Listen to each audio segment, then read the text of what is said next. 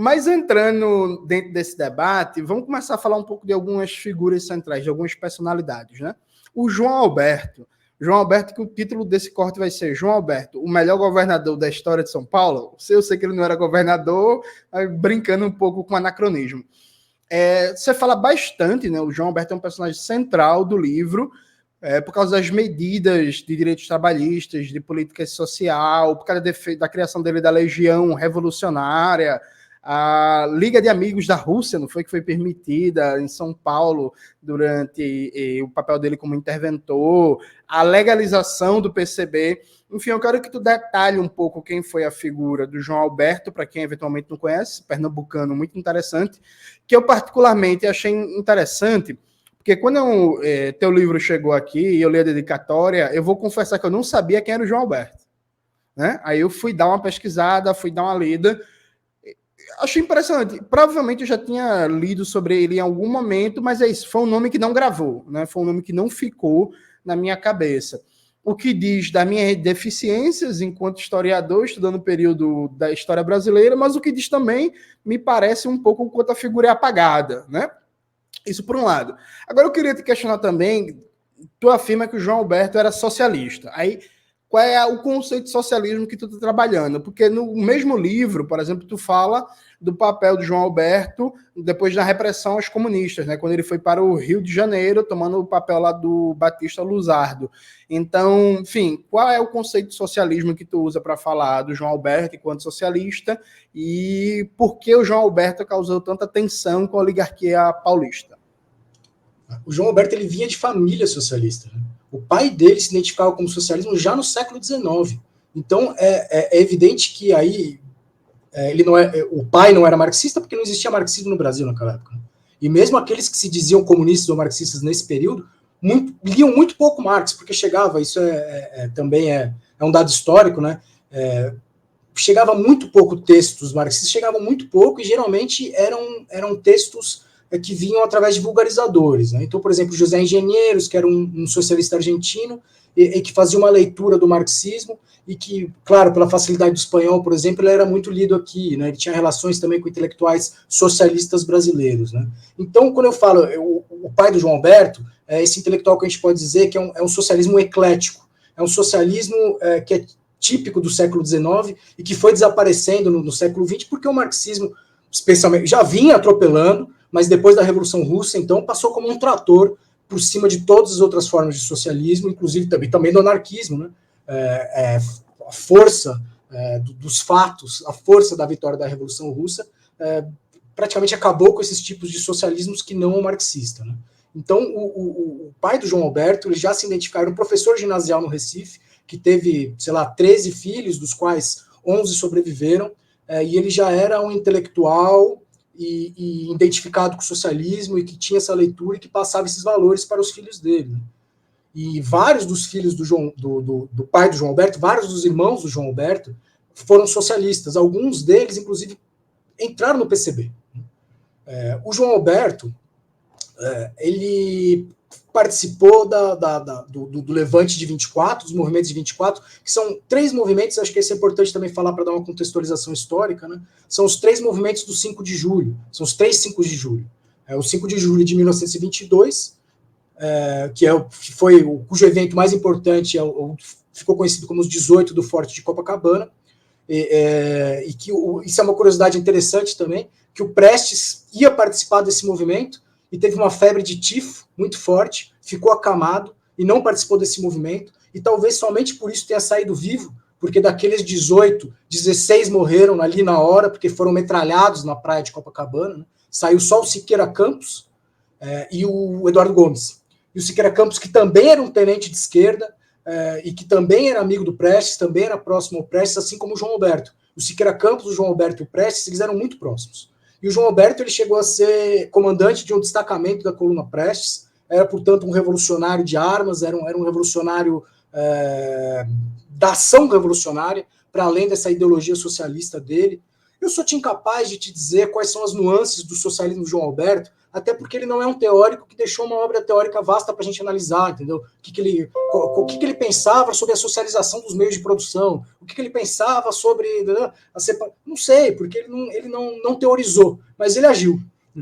E quando ele esteve em São Paulo, aí nomeado primeiro como delegado militar da Revolução, esse era o nome do cargo oficial, e aí depois como interventor, ele tomou uma série de medidas bastante radicais, ele deu um aumento salarial, ele proibiu a repressão de greve, né? Ele tentou legalizar o PCB, e o PCB se recusou a ser legalizado. Ele permitiu que o PCB tivesse atividades de manifestação, de editoração, né? E o PCB, naquele momento, que vinha aí numa linha que a gente pode debater, inclusive, que era uma linha que vinha da Terceira Internacional também, né?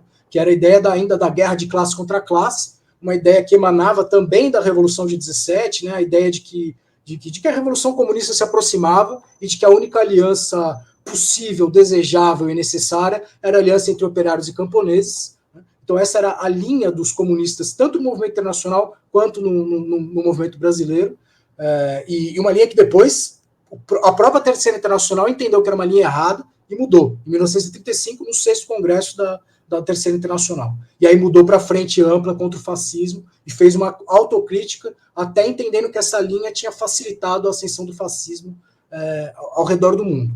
Então, esses colegas, João Alberto, Siqueira Campos, Prestes, que eram tenentes de esquerda, né, e que participaram, alguns do primeiro 5 de julho, que é o movimento do 18 do Forte, alguns do segundo 5 de julho, que começou em São Paulo, que foi um levante armado em São Paulo, militar em São Paulo, e que São Paulo foi bombardeado em 1924, isso também é algo que a gente tem que saber, e o bombardeio só não foi pior também, porque alguns ali tiveram alguma noção do que estava se passando, porque no Exército Brasileiro havia quem defendesse que se fizesse de São Paulo terra arrasada, se bombardeasse São Paulo inteira. E aí os outros, os mais calmos, os menos radicais, disseram, não, vamos bombardear somente os bairros operários. E aí bombardearam só os bairros operários, e não o centro do capital financeiro. Então, esses tenentes de esquerda, ali, a partir do exílio, né, o Prestes, em contato com marxistas de outros países, se converteu para o marxismo de cabeça, e aí começa um ruído entre o Prestes e aqueles tenentes de esquerda que, por mais que fossem socialistas, não haviam se convertido para o marxismo, não haviam se tornado marxistas, né? Não tinham tido contato com isso. E no próprio, você tinha feito esse comentário, eu esqueci de comentar, porque também são tantos temas, né? No próprio processo da Revolução de 1930, começa esse ruído muito forte. Então, o João Alberto e o Siqueira Campos, por exemplo, começam a insistir para o Prestes ser o comandante militar da Revolução de 30, que era um pedido, aliás, uma insistência do Getúlio. O Getúlio tinha essa fixação de que o Prestes, claro, por causa da coluna Prestes, por causa do tamanho que foi o Cavaleiro da Esperança, né? Naquele momento não existia brasileiro, fosse camponês, fosse operário, fosse burguês, que não conhecesse a lenda do Cavaleiro da Esperança. Então, também por causa desse prestígio que o Luiz Carlos Prestes teve a partir da coluna Prestes, e, portanto, a partir do segundo 5 de julho, que é o 5 de julho de 1924,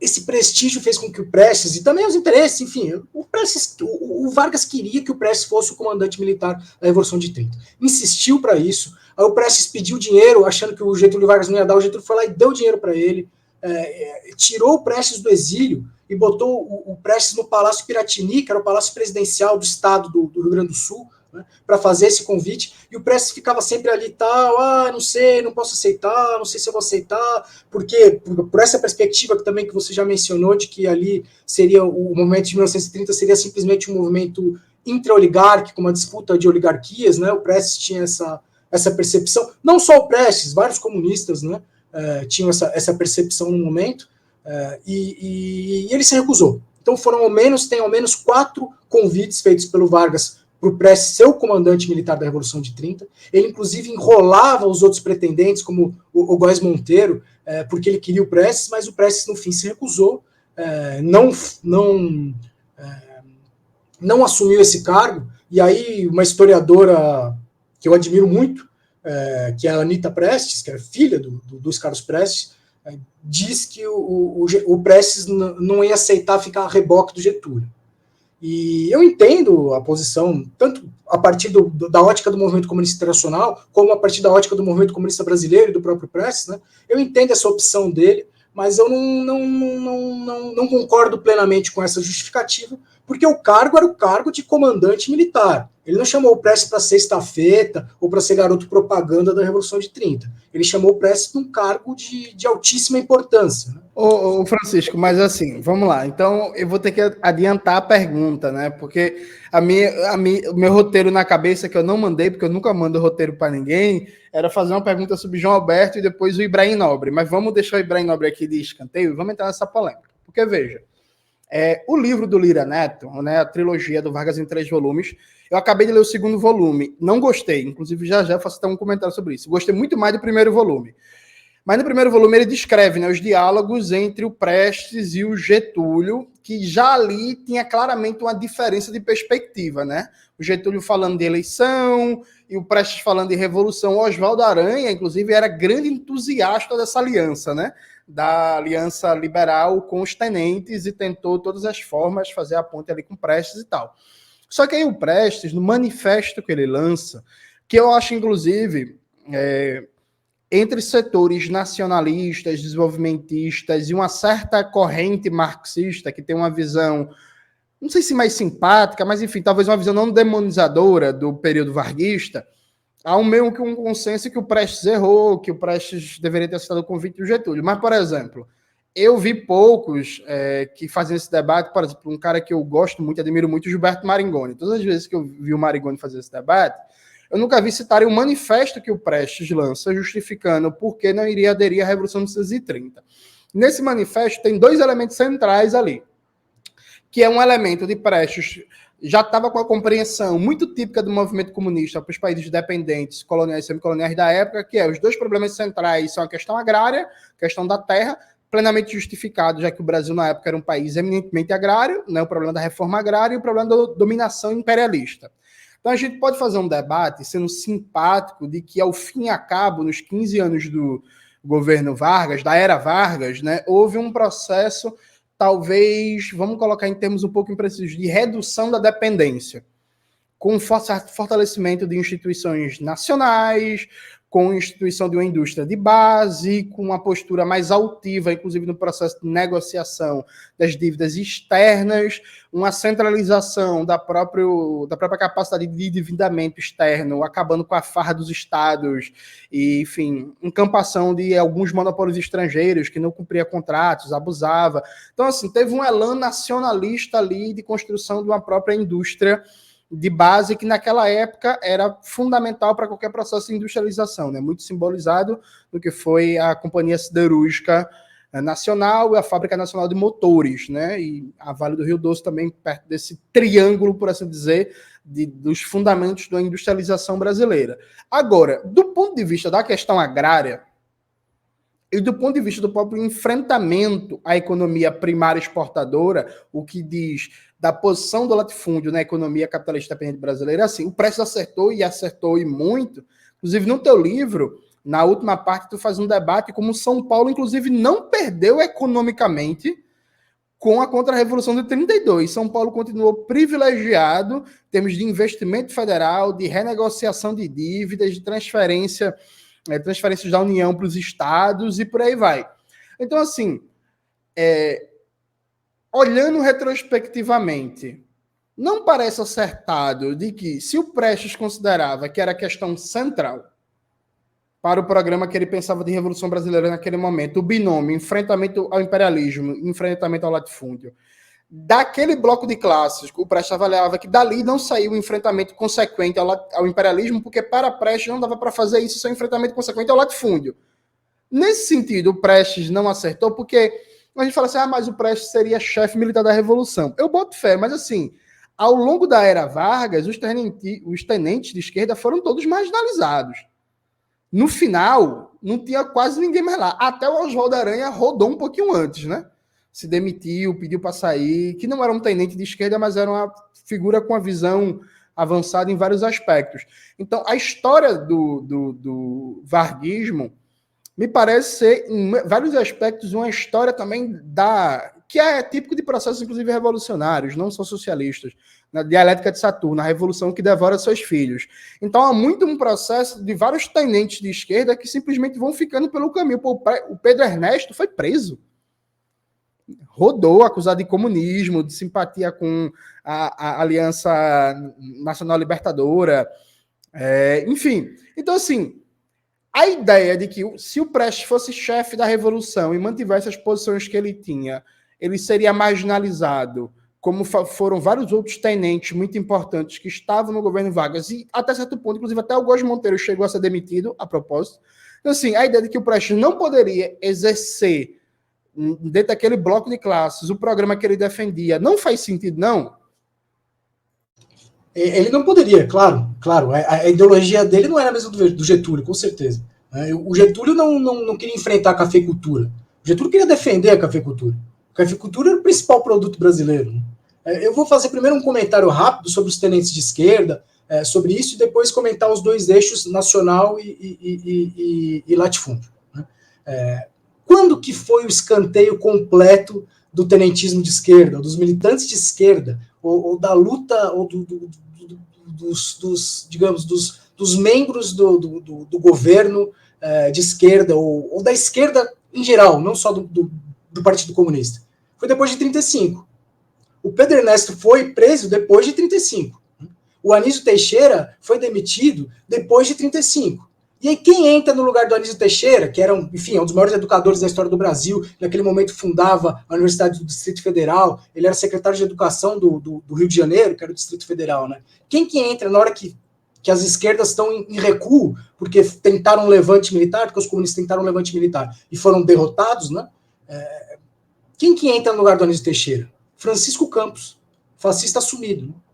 Então, para mim, o grande recuo da esquerda durante o governo Vargas, vem depois de uma tentativa de uma insurreição frustrada em 1935. E quem sabe se enfim, mas aí a gente entra numa contra-história do SEI que a gente nunca vai ter resposta. Eu vou discutir aquilo que foi. Né? Voltando à questão, é evidente que o Vargas não queria nem terminar com a oligarquia paulista. O Vargas era um conciliador por excelência. O positivismo, a doutrina ideológica dele é uma doutrina de conciliação por excelência. Eles querem defender tanto os trabalhadores quanto os industriais, tanto os trabalhadores quanto os latifundiários. Eles querem achar um equilíbrio ali, e aí você vai me dizer que isso é absolutamente idealista e impossível de ser realizado, né? e que, no fundo, a luta de classes que impera. E eu vou concordar com você, sim, mas a ideologia dele era aquela.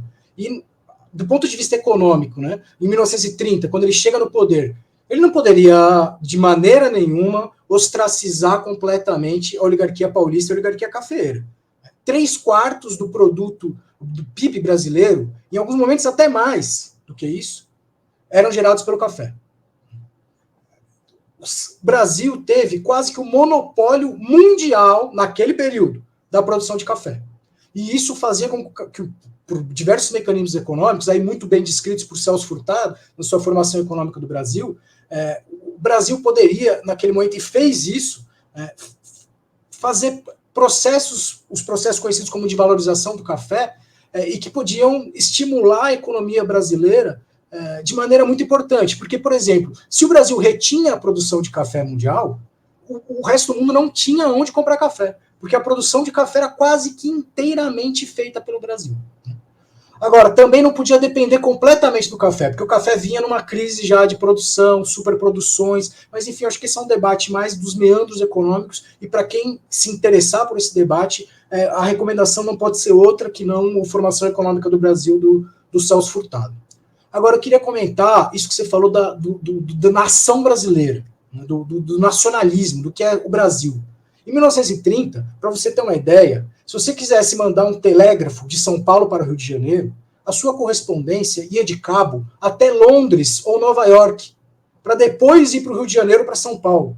Nós não tínhamos cabos de telégrafo que ligassem São Paulo a Rio de Janeiro, que são 2 estados perto. Imagina Pernambuco a São Paulo. Então a nossa economia ela não era não somente totalmente voltada, toda a nossa produção, toda a nossa, não só a nossa produção, nosso consumo também, toda a nossa vida era voltada para o exterior. E não só isso, como o Brasil como um todo não existia. Era um amontoado de estados, uma federação mesmo. Uma federação, a República dos Estados Unidos do Brasil. Mas esses estados não eram muito unidos, não. Eram estados separados do Brasil. Então, realmente, isso eu acho que é um dos pontos que me fazem dizer que a Revolução de 30 foi, de fato, uma revolução. Depois de 1930, você cria essa ideia da união, né? E a ideia do Brasil. O Brasil começa a se ligar nas coisas mais simples. Né? A autonomia dos estados, não só a autonomia dos estados era completa, você tinha, por exemplo, a polícia de São Paulo era treinada pelo exército francês, enquanto outras polícias eram treinadas pelo exército alemão, por exemplo. Você tinha... era a união do Brasil era completamente ilusória. Ali realmente era completamente federado, completamente autônomo os estados e sem ligação interna nenhuma. Não só econômica, como social, como cultural, como política, como imigratória. Né? Então, realmente, depois de 1930, do ponto de vista nacional, de nação, né, o Brasil se faz como nação, isso que a gente faz hoje, que a gente conhece hoje como Brasil, é criado em 1930. E às vezes eu não gosto nem de lembrar disso, porque o tal do legado Vargas, que ninguém sabe bem dizer o que é, porque é tão grande também, tão difícil de se definir, né, o tal do legado Vargas, ele é tão atacado, né, todos querem enterrar ele, a esquerda, a direita. Né? E aí a gente entra também, por que o João Alberto é uma figura tão esquecida? Porque ele não se identificou nem com a esquerda marxista comunista e nem com a direita conservadora. Então ninguém lembra dele. Ficou apagado. Mas é isso, assim. Eu não gosto de lembrar disso, porque o meu medo é que os liberais lembrem-se que é possível um país federado e sem centralização política. Então, eu acho que esse é um dos únicos legados Vargas que é menos atacado. Às vezes aparece um movimento separatista por aí e tal, mas é um troço muito pequeno. E pouco se fala em autonomia estadual, em federalização, pelo menos assim, do ponto de vista político, pouco se fala nisso, ainda bem, por enquanto. Né? Então, eu não gosto nem de falar disso para não dar ideia para a direita liberal. Agora, ô Francisco, vamos falar agora, a gente falou do João Alberto, que seria, fazendo uma metáfora colonizada, imperialista, ele seria o Luke Skywalker. Vamos falar agora do Darth Vader, né? O Ibrahim Nobre. Né? O Ibrahim Nobre é uma figura central, né? O tribuno de 32, e aí teu livro traz um debate bem crítico, né? A figura do Ibrahim Nobre mostra ele com vários discursos xenofóbicos, racistas, supremacistas e por aí vai. Inclusive, tu cita um livro de uma autora dos Estados Unidos, como é o nome dela? É Bárbara Weinstein. Pronto, que inclusive a gente tem que traduzir esse livro que tu citou, porque eu fiquei muito interessado pelas citações, tá? Eu vou atrás dele depois. E assim, quem era o Ibrahim Nobre? E ele deveria ser referenciado como ele é, como, por exemplo, tem estátua no Largo São Francisco, da USP. Ali, atenção, o povo de São Paulo aí, não tem que só que queimar o barro a gato, não, viu? Ele deveria ser tão referenciado como ele é.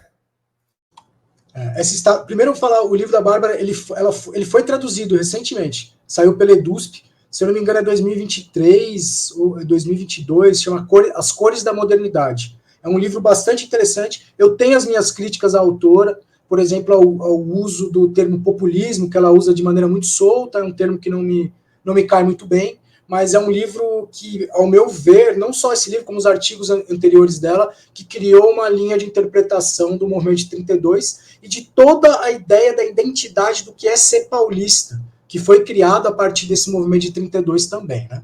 E aí eu aproveito para comentar rapidamente que a gente tem que lembrar que São Paulo, até o começo do século XIX, era um estado completamente periférico, economicamente, politicamente. Mal se falava português em São Paulo. Né? Então, essa criação dessa ideia do paulista quatrocentão, de São Paulo como locomotiva, como estado rico, etc., ela é completamente vinculada ao poder econômico de São Paulo, que veio com a chegada da cafeicultura, que foi quando os cafés encontraram a terra vermelha, não a terra roxa, porque a terra é vermelha, a terra é roça. Então, quando teve essa, que foi uma simbiose muito importante, porque é a terra que é muito boa para a cafeicultura se deu muito bem aqui em São Paulo, e por isso que São Paulo virou a locomotiva que carrega o resto do país, porque até então era um estado extremamente periférico. Então, ela estuda muito bem essa criação dessa ideia do que é ser paulista. Agora, voltando ao Darth Vader, eu entendo que no movimento tinham até 2 Darth Vaders ali, que um é o Vicente Hall, que era professor da Faculdade de Direito do Largo de São Francisco, um histórico anticomunista, que em 1919 já escrevia artigos com aquela ideia que o Marx já criticava no Manifesto Comunista, que era a ideia de que os comunistas iam separar as famílias, que as mulheres iam virar bem público. Né? Então ele fez um livro, um artigo, que depois virou livro, que chama o direito, a família e o direito da família nos sovietes. Era essa obra desse grande pensador paulista, que chama-se Vicente Hall, e que foi um professor muito importante. Até hoje ele é lido nas faculdades de Direito por aí, os livros dele circulam até hoje, e foi um cara que entrou assim, teve uma briga enorme com o João Alberto chegou a mandar prender ele, aí o secretariado se demitia, aí foi uma briga assim de pau com o João Alberto, aqui em São Paulo, que eu acho que aí é uma das grandes faíscas do movimento de 32, inclusive. Né?